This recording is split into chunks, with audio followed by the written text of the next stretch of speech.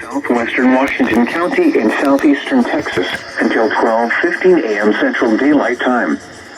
At 11:34 p.m. Central Daylight Time, a severe thunderstorm was located near Burton, or near Brenham, moving southeast at 40 miles per hour. Hazard, 2-inch hail and 70 miles per hour wind gusts. Source, trained weather spotters. Impact, people and animals outdoors will be injured. Expect hail damage to roofs, siding, windows, and vehicles. Expect considerable tree damage. Wind damage is also likely to mobile homes, roofs, and outbuildings. Locations impacted include Brenham, Belleville, Industry, Burton, and Corey. For your protection, move to an interior room on the lowest floor of a building.